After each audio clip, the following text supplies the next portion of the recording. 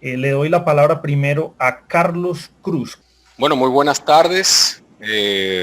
Profesor Raúl, muchísimas gracias por su explicación. Y la pregunta que tengo, lo había escrito, dice así: en cuanto al periodo intertestamentario, usted había dicho, profesor, que no hubo tal silencio, que no hubo tal silencio en ese periodo. Y a esto yo pregunto, ¿se tiene alguna evidencia de que haya algún escrito inspirado que fue dejado fuera del canon? Y si los hay, ¿qué criterio hay para clasificar ese escrito como inspirado? Y además otra pregunta unido a eso de si los hay, ¿por qué el Señor y sus apóstoles no los mencionan? Muchas gracias por el esfuerzo también, profesor, y por el tiempo invertido para estos estudios. Bueno, realmente para contestar su pregunta se necesitaría otro seminario, ¿verdad? Pero como eso no es posible, voy a tratar de hacerlo muy brevemente. Primero, habría que definir qué es inspirado, ¿verdad? O sea, ¿qué es para mí inspirado? ¿Y quién tiene la última palabra para decir esto es inspirado y esto no es inspirado? Precisamente una de las dificultades que encontró la epístola de Judas para ser incorporada dentro del canon fue precisamente que mencionaba alusiones a un libro que se consideró apócrifo por los rabinos judíos, ¿verdad? Me refiero al libro de Enoch, ¿verdad? Judas menciona el libro intertestamentario escrito específicamente en ese periodo desde la deportación a Babilonia hasta la época de Jesús, que se llama libro de Enoch. La iglesia ortodoxa etíope conserva dentro de su canon el libro de Enoch y digamos que es, a mi criterio, un libro paralelo al libro de Daniel y al libro de Apocalipsis. Es decir, no, perdón, me estoy quedando corto. El libro de Génesis, el libro de Daniel y el libro de Apocalipsis se entiende mejor cuando yo, por ejemplo, he leído, tengo una noción de lo que es el libro de Enoch, ¿verdad? Muchos me han calificado de hereje y se han rasgado las vestiduras cuando yo he dicho esto en otros círculos, ¿verdad? Pero como usted me pidió mi humilde opinión, le estoy dando mi humilde opinión, ¿verdad? No sé, como le digo, no puedo responderle la pregunta ampliamente porque, porque me tomaría demasiado tiempo, pero con el grupo de ustedes tenemos pendiente, ¿verdad? El estudio escatológico donde seguramente vamos a encontrar respuesta a su tremendamente importante interrogante, hermano Carlos. Profesor, si me permite unas Por supuesto, por comentarios supuesto. al respecto, no sé si Joshua quería también aportar a esta respuesta. Respecto a la pregunta, que me parece muy buena y que de hecho había colocado en el chat que es bueno que la respondamos todos los profesores, hay una cantidad considerable de libros que componen tanto, bueno, el hermano Raúl lo mencionó en el estudio de ayer, que componen el viejo pacto, pero hay otros que componen el nuevo pacto en cuanto a su teología.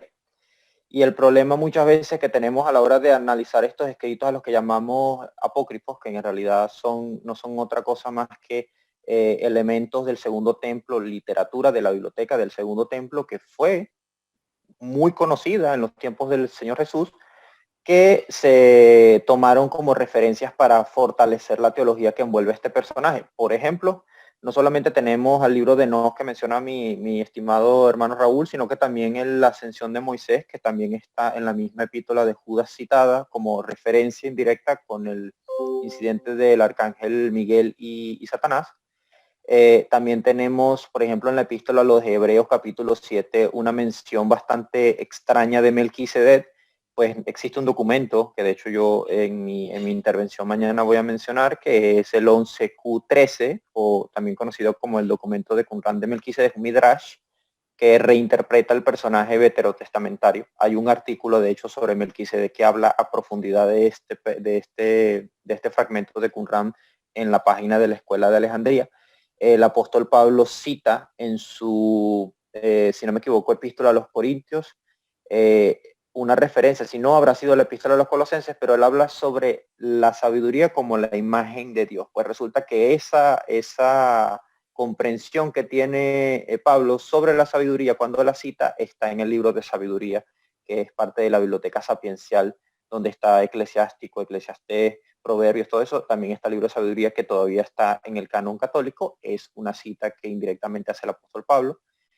Cristo en su momento llegó a citar el mismo Talmud cuando habla del proverbio, después de que los fariseos le estaban peleando, por ejemplo, que él se citara a sí mismo con el rollo de Isaías. Él dijo, de seguro me dirán aquel proverbio que dice, médico, cúrate a ti mismo. Eso se encuentra en el Talmud.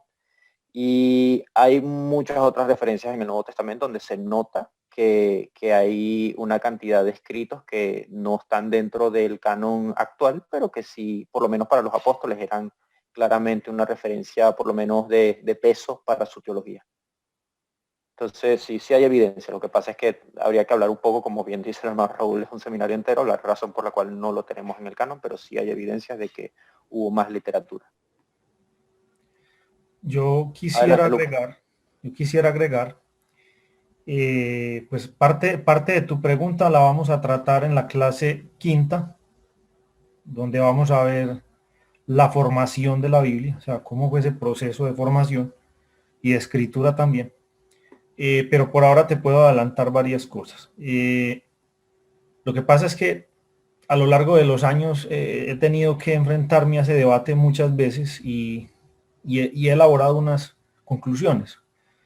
Creo que seguramente en la medida que pueda estudiar más, elaboraré más, pero por ahora te puedo decir que, como dice mi hermano Raúl, en lo que respecta a este servidor, la manera más honesta de responder a esa duda sobre el canon es con otras preguntas.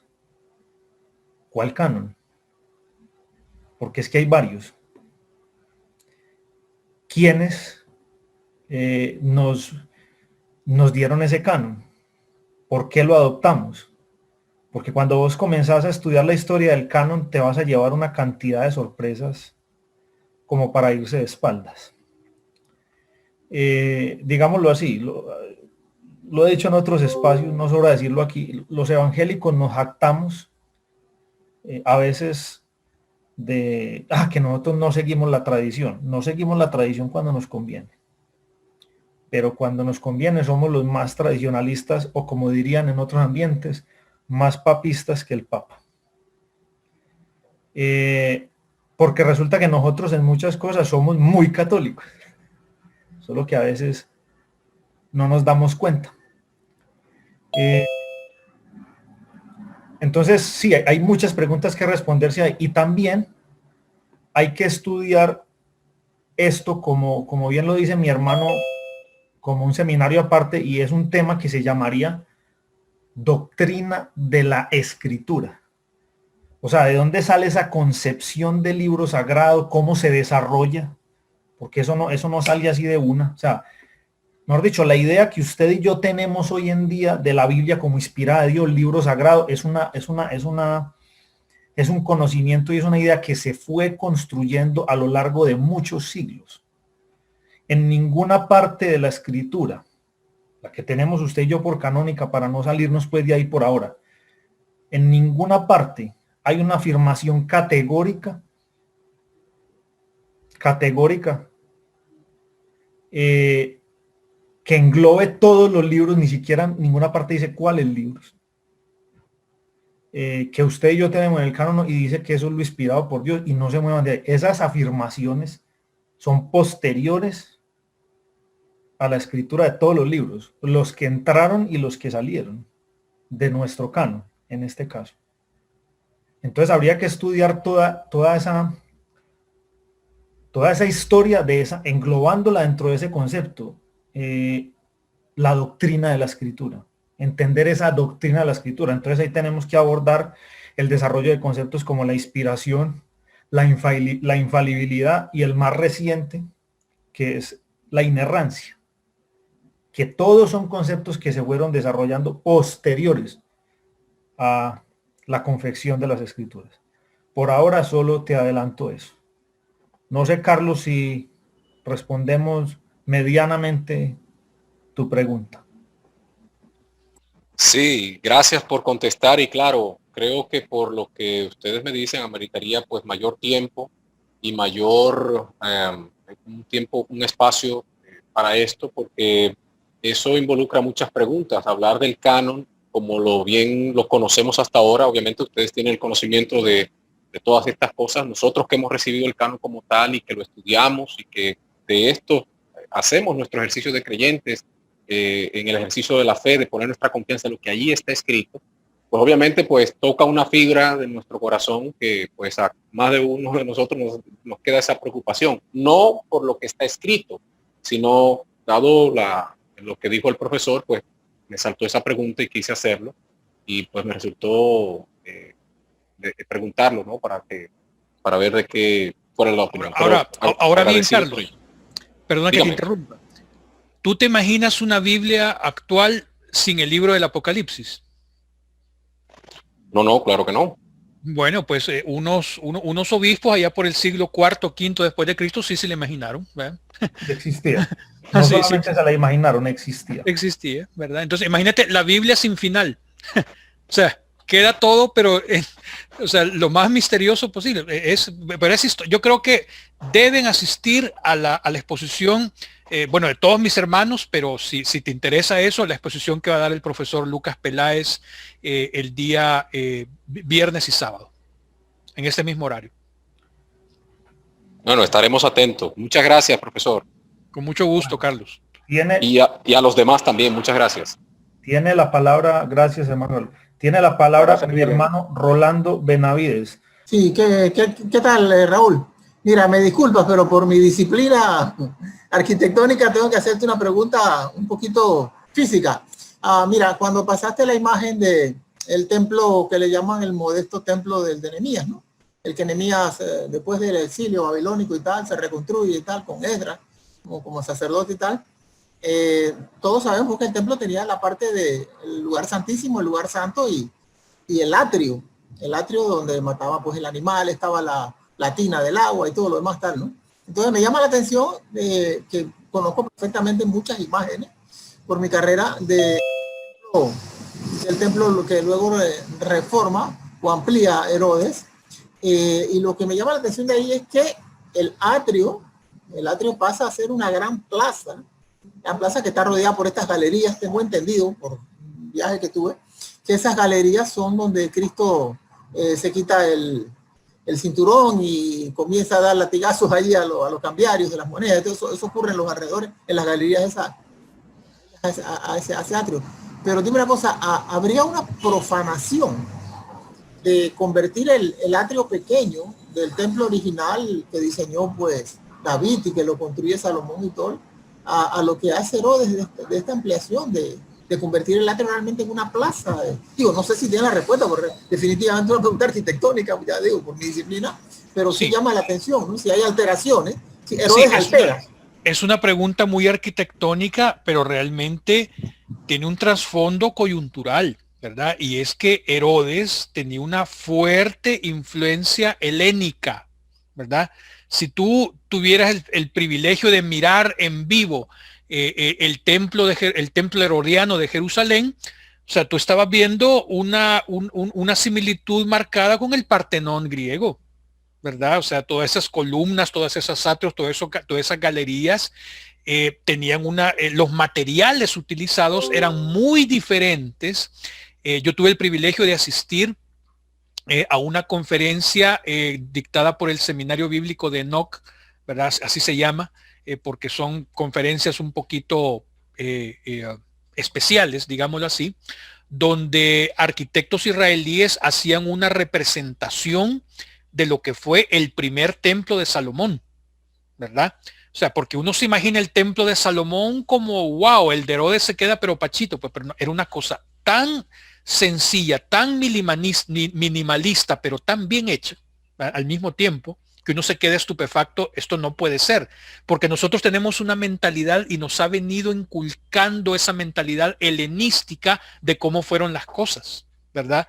Y son totalmente diferentes. Así que estoy totalmente de acuerdo con tu planteamiento. Herodes se pasó, ¿verdad? Herodes se pasó, ¿verdad? O sea, toda la arquitectura dórica, jónica, que ahí pudo poner, la puso, ¿verdad? Porque a él le convenía estar bien, en buenos términos, ¿verdad? Con el imperio greco-romano. Militarmente romano, pero culturalmente helénico. Hermano Raúl, creo que puedo complementarle allí. Adelante, adelante. Hay unos apuntes basados en unos hallazgos arqueológicos recientes y sobre todo excavaciones que se hicieron no hace más de 30 años, analizando pues como los vestigios que quedaron del templo de Herodes, que recordemos que es una ampliación del templo de Zorobabel. El templo de Zorobabel, no es el templo de Nehemías, que le dice el templo de Zorobabel porque es el que el gobernador de aquel entonces cuando se construye, ¿cierto? Si la memoria no me falla, ese templo va a quedar con 2 atrios y va a haber uno que se va a denominar el atrio donde no podían entrar ni gentiles ni judíos impuros, y ya hay otro que sí es el atrio de los gentiles. Yo tengo las descripciones en un libro, si te interesa como mirar en detalle, me escribís al privado, Rolando, que vos tenés pues mi WhatsApp, y yo te envío al menos. Sería interesante arquitectónicamente mencionar la cita de Apocalipsis donde se compara el atrio de los gentiles, es decir, el atrio es entregado a los gentiles, que de alguna forma refleja esa condición que ya tenía medio paganizada la parte exterior del templo. Por ejemplo, yo digo claro, que una labor interesante que sería un aporte, me parece, desde los arquitectos y los ingenieros civiles a los estudios bíblicos, sería revisar con lupa las descripciones de las diferentes estructuras de los templos que se narran allí y elaborar buenos gráficos, porque yo he visto que hay algunos que se han tomado una libertad artística exagerada y yo he visto unos dibujos de unos templos que no se me parecen. O sea, no, eso se me parece a todo menos a lo que describe la Biblia. Y a veces encontrar una buena representación es complicado, pero sí hay estudios arqueológicos al respecto con seguridad, Rolando. De hecho, hay un libro que publica, si mal no estoy, la editorial Portavoz, donde es un estudio exhaustivo muy ilustrado sobre el templo de Herodes, o el segundo templo, como le llaman algunos, pues. No es de difícil adquisición y está muy ilustrado, Creo que sería bueno que lo miraras. Si te fijas, Rolando, esta es la imagen que te hablaba, ¿verdad? Esta es la reconstrucción que hicieron del templo de Salomón desde el análisis del texto y de los paralelos arqueológicos. Yo jamás me lo hubiera imaginado así, ¿verdad? Pero esto es lo que sale de reconstruirlo de ese tipo de análisis. Muy parecido, por cierto, al templo de Zorobabel. Interesante eso. Lo que pasa es que a veces aún el lector bíblico se pone romántico y se imagina que como era el templo, se imagina una cosa, pues, y cuando se da cuenta que es un cubito, que es un rectángulo muy sencillo, que era realmente muy sencillo, como que se desilusiona, ¿no, hermana? Hermana. Y por ejemplo, Lucas, yo como profesional del diseño tengo claro las dimensiones, que ya era una cosa realmente poco pequeña, como dices tú. Sí, pero no mi preocupación siempre ha sido el atrio, ¿no? El atrio ese vulnerado del atrio privado, es que desde el tabernáculo, las mallas esas que ponían no podía entrar el vulgo ni el pueblo. Entonces, y de repente, pues esta plaza inmensa que hace Herodes, como dice Joshua, de repente sí se mantuvo un atrio pequeño y luego un atrio. Rolando, pero como te digo, o sea, yo te sugeriría que juntaras tanto la información de registros, porque aquí corríjame mi hermano Raúl y mi hermano Joshua, que son más versados en la literatura de Qumran que yo. ¿Qué templo describe el rollo del templo de Qumran? Describe es un templo celestial, es un templo celestial. O sea, no describe el templo de la época. No, es un templo, vamos a decirlo así, idealizado místico. Listo. Bueno, pero sí hay. Bueno, sé que tenía dudas de si estaba describiendo ese templo, pero sí sería bueno y seguramente debe tener paralelos con el templo que ellos veían en su época. No lo veo descabellado. El templo de Ezequiel, por ejemplo, es construible humanamente. El templo que se describe en Qumran, en la visión de la Nueva Jerusalén, es imposible, ¿verdad? Bueno, mira una cosa, pero mira que el templo de Ezequiel es muy diferente. Sí. El templo de Ezequiel sí tiene cosas muy diferentes al de al de Herodes, perdón, sí, al templo de Herodes, para que me entiendan, y al de Salomón, sí tiene diferencias, Sí, varias, totalmente. varias diferencias. Primero por el emplazamiento, ¿verdad? No está situado específicamente en la ciudad de Jerusalén, sino que en un valle que se va a formar de manera milagrosa, ¿verdad? Por un terremoto que va a cambiar la geografía de la región. Entonces eso va a crear un valle inmenso y alto a la vez, donde cabe ese templo. Entonces sí, para finalizar como esta, para pasar a otra pregunta, si hay datos arqueológicos de esto, Rolando, los puedes consultar. Como te digo, si te interesa, yo te mando esas descripciones arqueológicas que tengo en algunos manuales. Yo te escribo, gracias, gracias, Sí, Lucas. Rolando, sí. Bueno, damos paso. Alguien con el nombre de Cristian planteó una pregunta acá. Entonces voy a pasar a leer la pregunta. Bueno, se relaciona un poco con lo que le respondíamos anteriormente al hermano Carlos. ¿Cuáles serían esos libros que deberían completar el canon oficial de las escrituras? Existe en la literatura de Qumran, ¿verdad? Todo un corpus creado en Qumran, no copiado en Qumran, ¿verdad? Que merecería, si no ser del canon, por lo menos tener autorización eclesiástica, digámoslo así, de estudiar para complementar el pensamiento judío de la época. Por ejemplo, libros tan valiosos como los libros de los Macabeos, ¿verdad? Sin los cuales no hubiéramos podido hacer la exposición del día de hoy, no son admitidos dentro del canon hebreo porque los rabinos no los consideran inspirados.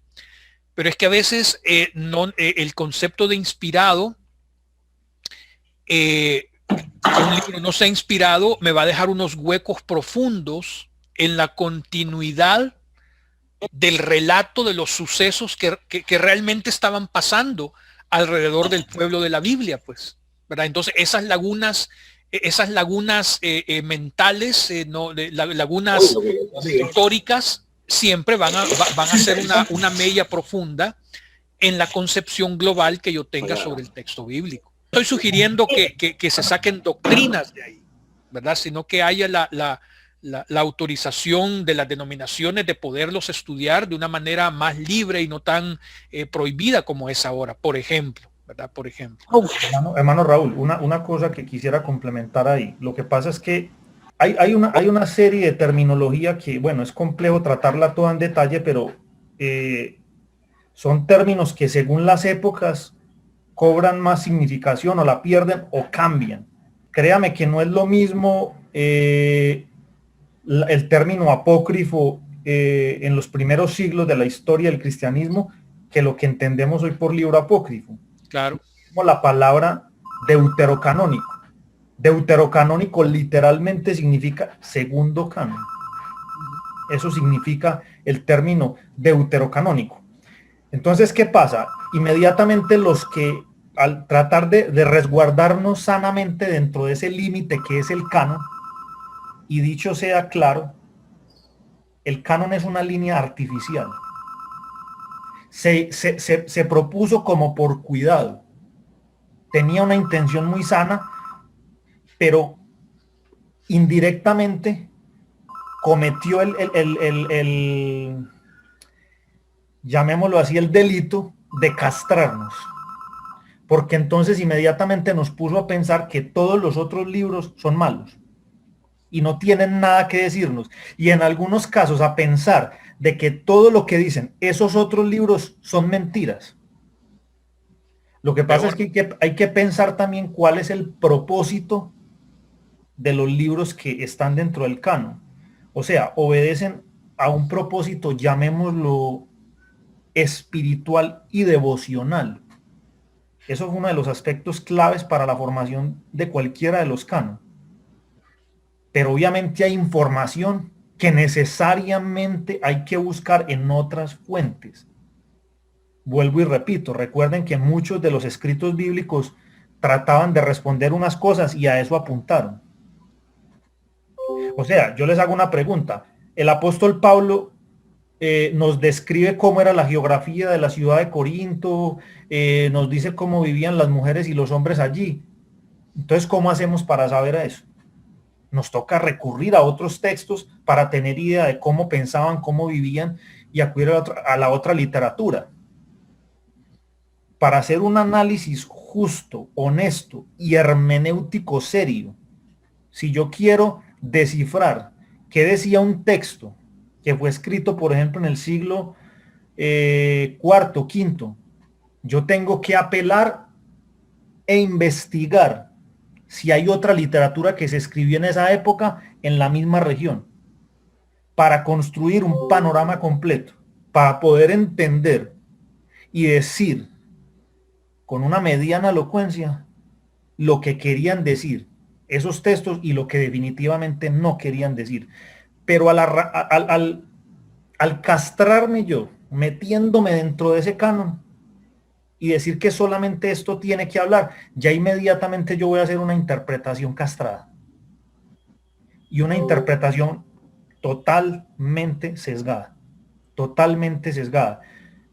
Yo puedo creerle hasta el límite sano de que para asuntos de doctrina, listo, quedémonos con el límite del canon que tenemos hoy, que voy a explicarlo un poco en la clase. Pero para la hora de interpretar es otra historia. Porque yo le digo, yo como historiador, ¿qué tengo que hacer? Si yo tengo que estudiar un evento de 200, 300 años, lo primero que dice la disciplina histórica es que yo tengo que recurrir a los testigos. En el caso de un evento tan antiguo, la historiografía clásica decía que los testigos son escritos y que la historia no se puede hacer sin documentos. Ya hay pues unas propuestas historiográficas nuevas que meten la arqueología, bueno, y otras cosas, pero la historiografía clásica, el historicismo clásico del siglo XIX decía que la historia se hacía con documentos. Entonces, si yo tengo que ir a estudiar, voy a poner un evento de hace 800 años por ahí en Europa, yo tengo que primero mirar quiénes escribieron en esa época. No solamente quiénes escribieron en esa época, sino quiénes escribieron del suceso en cuestión. Entonces yo me tengo que ir a leer los testigos. Eso ya pues después se clasifica en testigos primarios, bueno, fuente primaria, secundaria, terciaria, que no puedo explicar eso ahora. Y en base a eso yo voy elaborando el conocimiento que puedo adquirir y también el que no puedo adquirir. O sea, porque desafortunadamente todos los registros históricos son fragmentarios. ¿Por qué? Obedecía también a los propósitos y los valores de cada época. O sea, yo recuerdo que un profesor mío decía, vea, hoy para nosotros no tiene ningún sentido, ni nos hemos preguntado, ni nunca nos preguntaremos tal vez nosotros por los valores de nosotros. Voy a poner un ejemplo ridículo como él puso este ejemplo. Si el Evangelio de Juan se escribió a caballo o se escribió a pie. O sea, eso para nosotros no tiene ningún valor, pero seguramente para unos intérpretes en el futuro, eso será un drama existencial tremendo. Y para ellos sí les importará si el Evangelio de Juan se escribió a caballo o se escribió a pie. Pero para usted y para mí, pues al menos para mí es irrelevante. Si alguien aquí no se puede acostar a dormir hoy si no sabe si el Evangelio de Juan se escribió a caballo o a pie, pues díganos a ver qué hacemos, hermano, oramos por usted, le damos aspirina, porque como complicado saber eso, pero pongo el ejemplo y el chiste para explicarle que recuerde, nuestros valores de lectura y de escritura son muy diferentes a los de hace 100, 200 años. Solamente le voy a poner un ejemplo para terminar esta intervención. Hace mucho tiempo, cuando comenzó todo este mundo del internet, estaba yo jovencito, muy jovencito. Yo me escribía correos con una de mis hermanas que estaba en otra ciudad, y yo le escribía unas líneas, mis correos eran muy cortos, y ella me mandaba unos correos larguísimos, hermano. O sea, literalmente las cartas de Pablo eran corticas al lado de los correos que ella me mandaba. Y ella me reprochaba que yo no mandaba sino marconis, o sea, mensajes muy corticos. Y miren lo que se volvieron las redes sociales. Dígame qué mensaje de redes sociales hoy muy leído pasa de más de un párrafo. O sea, hay un completo cambio de valores. No nos vamos muy lejos, vaya hacia la documentación o las cartas que se escribían nuestros papás y nuestros abuelos. Le aseguro que eran cartas larguísimos. Yo me acuerdo cuando a mi familia le llegaban cartas de Estados Unidos que eran cartas de 5, 6, 7, 8 páginas. Eso ya hoy casi que ha muerto por un cambio de valores. Y eso en el desarrollo de la historia, eso es normal y común. Por eso cuando vamos a estudiar historia es importante entender eso. Ok, listo. Rápidamente, ¿no? Para no atrasar las preguntas de los demás, hay algo que me gustaría añadir para que la gente lo medite simplemente, y no sé si tú vayas a comentar algo respecto a tu intervención, pero seguro sería interesante. No sé si algunos llegaron a saber que hubo un libro en el Viejo Pacto, en el Viejo Testamento, el libro de Esther, que estuvo cerca de no ser parte del canon. Hubo una discusión fuerte durante mucho tiempo por los escribas de no incluirlo por el particular elemento de que no tiene el tetragrama. Es el único libro que si ustedes lo revisan en el canon judío se van a dar cuenta que no tiene Yahvé, no aparece el nombre divino por ningún lado. Pero si ustedes ven el canon de la Septuaginta y ustedes ven el libro de Esther, que lo incluyó, se darán cuenta que añaden el nombre, el término teos en varias ocasiones, como para tratar de equilibrar eso. Por ese tipo de elementos, muchas veces muchos libros no fueron considerados parte o fue parte de una discusión. Entonces es muy importante entender a qué se deben ciertos cambios en el momento en el que se dieron, ¿okay? Como algo que es importante analizar porque muestra una seriedad de investigación en que estos libros tienen un peso, pero para quienes lo escribieron o quienes en un momento dependían de la información de dicho libro, se vieron obligados a considerarlo o no considerarlo. Entonces, para que sepan que el libro de Esther estuvo dentro de esa polémica. Joshua, de hecho no solo el de Esther, yo te podría hablar de las polémicas del Cantar de los Cantares, del Eclesiastés, del mismo libro de Job. Hubo inclusive palabras de rabinos judíos que no reconocen el libro de Job, entre otros, pero son muchas pues que no podemos entrar como en detalle. Bueno, la última pregunta que vamos a atender por hoy es la de Juan Carlos Tovar. Juan Carlos, te pido por favor que abras el micrófono y hagas tu pregunta de manera oral. Adelante, Juan Carlos. Sí, buenas tardes con todos. Sí, mi consulta es con respecto a lo que justo había indicado, con respecto a los escritores, pensadores e historiadores del pasado.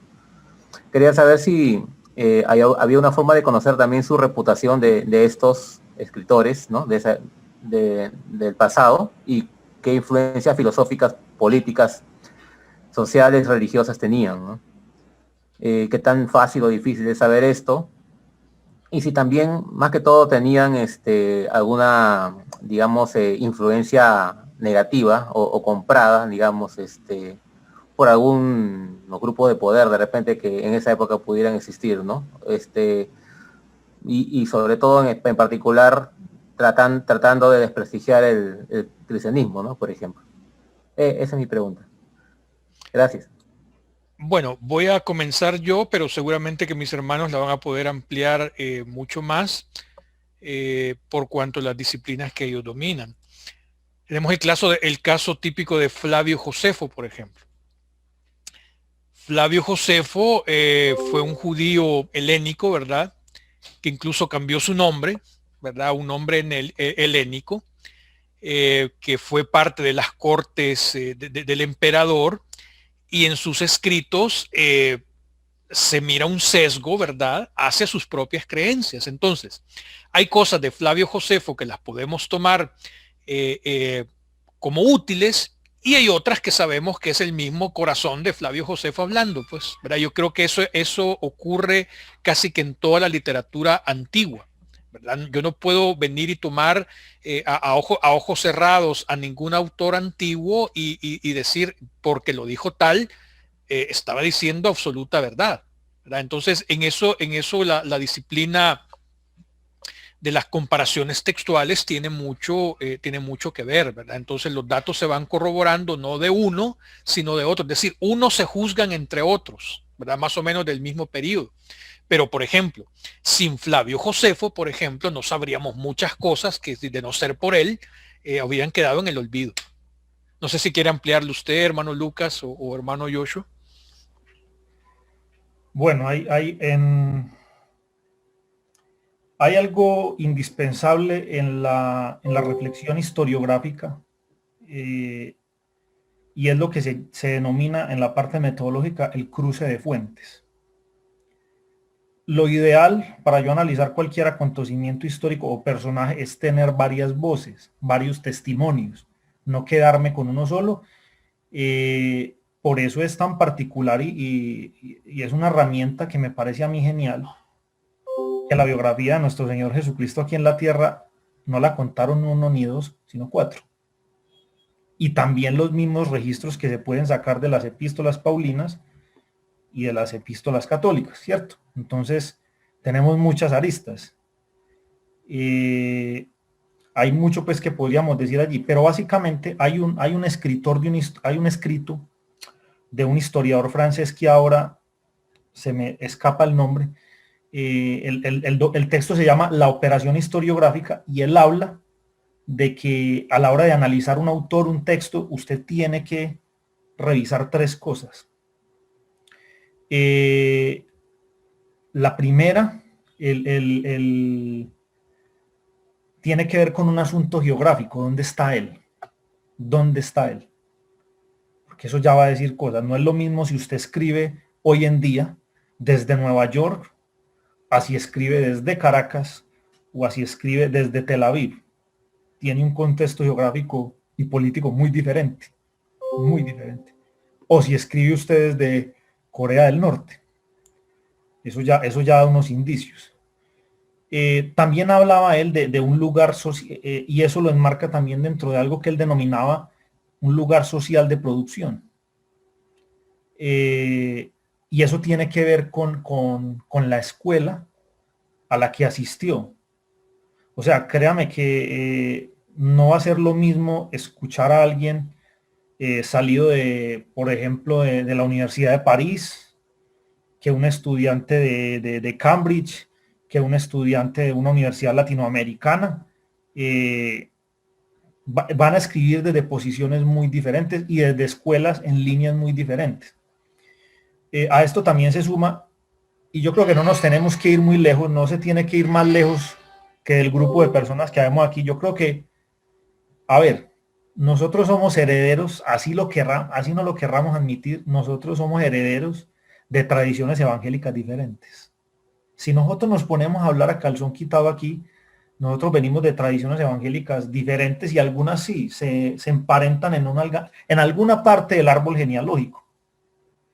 Yo creo que todos aquí nos podemos enmarcar dentro del cristianismo, pero le garantizo que todos venimos de ramas del cristianismo, algunas muy diferentes, otras sí emparentadas. Y eso ya va a delimitar una manera de hablar, unos temas, y unas maneras de tratar también esos temas, seguramente diferentes. Entonces todo eso hay que revisarlo. Yo resumo el ejercicio histórico en tres palabras. A mí me gusta resumirlo así: tiempo, lugar y gente. Tiempo, lugar y gente. ¿En qué tiempo se escribió? ¿Quién lo escribió? ¿Y en qué lugar? Y eso, y solamente mirar esas tres cositas ya nos va a dar una primera perspectiva sana para interpretar un texto y, por supuesto, a un autor. Eso es lo que tengo que comentar. No sé si Joshua quiera agregar algo más. Hermano Mario, tiene usted el derecho a la última pregunta. Ok, muchas gracias. Básicamente, es una pregunta, comentario muy cortito. Lo que pasa que estudiando al doctor Piñeiro, él indica que el libro de Juan, perdón, el libro de Apocalipsis, imposible que lo haya escrito el apóstol Juan, porque él murió el año 41 y él indica cómo. Poco, ¿qué opinan ustedes de eso? Y lo otro es que también él indica que de los 14 textos de Pablo, si él escribió, o sea, hay 13 que son asociados a Pablo en alguna forma, y Hebreos se fue colocado un poco a la fuerza, pero de los otros, en realidad, o decirlo de otra forma, hay 7 que son confirmados de Pablo, y él los llama falsos los otros 7, no porque no tengan validez, sino que falso en el contexto de que fue Pablo que lo escribió. Entonces, eso. Y después también habla de 88 evangelios, y la posición de él es que en realidad el que ganó dentro de los evangelios fue Pablo, por eso que tenemos a Pablo, pero si hubiera ganado otros evangelistas, hubiéramos tenido otro evangelio. No sé si me entiende. Esta es la pregunta, digamos, básicamente. Profesor Bueno. Raúl, si me permite, Adelante. hago una... Vea, el tema que acaba de tocar el hermano Mario... Es un seminario, es otro seminario. No, es que yo no diría un seminario, son 2 semestres. Pero Bueno. se lo voy a resumir en esto, a tratar de ser muy resumido. Este debate en torno a los autores originales de los escritos que entraron dentro del canon, a nosotros los latinos nos escandaliza mucho, y eso, mejor dicho, nos provoca persignarnos hasta las plantas de los pies. Pero resulta que en el mundo anglosajón esto tiene más de 200 años. Y estos temas han sido tratados ampliamente, y no son, para que no se asusten con el doctor Piñero. El doctor Piñero es el último, o uno de los últimos eslabones de una cadena de autores que vienen por allá de una escuela de teología alemana conocida como la Escuela de Tubinga, y de las tesis que propusieron una serie de autores que inclusive se retrotraen al siglo XVIII y toda la crítica ilustrada que se hizo del cristianismo. Lo que pasa es que la crítica ilustrada fueron puros ataques, pero realmente los argumentos comenzaron en el siglo XIX con los historios críticos de las diferentes disciplinas humanísticas. Porque, por ejemplo, Voltaire era un ateo declarado y le tiró durísimo al cristianismo, pero ¿por qué? Por las gracias y las desgracias que había provocado la Iglesia Católica en Francia. Y los grandes ilustrados del siglo XVIII se fueron de totazo contra la Iglesia. De hecho, la Revolución Francesa, a diferencia de las revoluciones británicas, la Revolución Francesa fue especialmente anticlerical, cosa que no pasó con la famosa Revolución Gloriosa en los Estados Unidos, en Inglaterra. Pero esos temas, pues, que para los que les interese, cuando vemos el seminario de historia del cristianismo. Entonces, ¿qué pasó? Los principales autores o los fundadores de la escuela de Tubinga, en su mayoría historiadores y filólogos, eso no es gratuito, elaboraron una serie de tesis, elaboraron una serie de propuestas, analizando los mismos textos, y se encontraron cosas que, a ver, recordemos y separemos esto hablando epistemológicamente. Una cosa es un dato y otra cosa es la interpretación del dato. Entonces hay datos que ellos descubrieron y plantearon que no son mentira. Que no son mentira. Voy a ponerles uno muy real. Usted coge los antiguos, los manuscritos que disponemos hoy, más antiguos de los evangelios, y arrancan con un encabezadito que dice, según Mateo, ya. Pero ellos apuntaron algo. Ciertamente, en ninguna parte, salvo el Evangelio de Juan, se pronuncia algo sobre, o sea, el autor dígame en qué evangelio el autor habla de sí mismo, salvo en el Evangelio de Juan, pero que nunca se presenta. En Mateo, dígame dónde se presenta. Vea, Mateo el publicano o el que escribió esto, no se presentan. Entonces, ese es un dato. Entonces, usted ese dato puede decir dos cosas. Uno, lo escribió Mateo, el discípulo del Señor, pero no se presentó allí.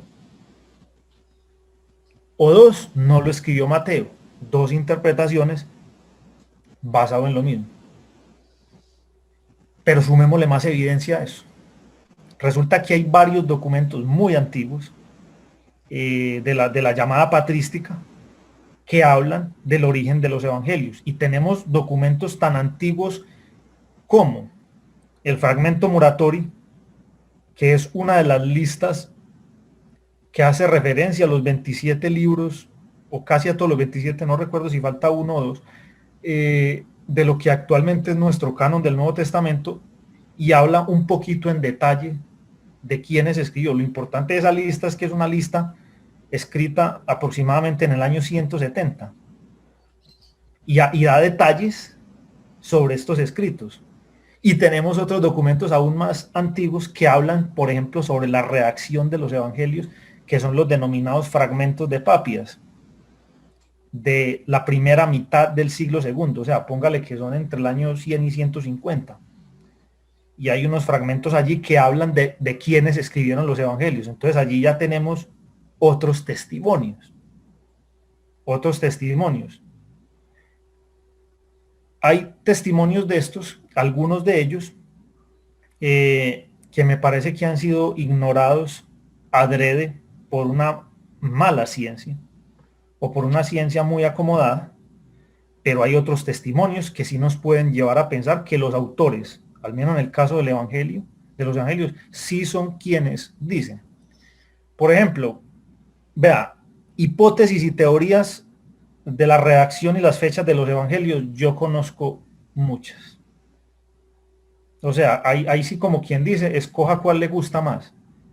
Yo llegué a escuchar una hipótesis, por ejemplo, que a mí me pareció bien revolucionaria, porque todos los que medio nos hemos acercado a datar la redacción de los escritos neotestamentarios, solemos ubicar, por ejemplo, el libro de Apocalipsis hacia el final del siglo I, hacia finales.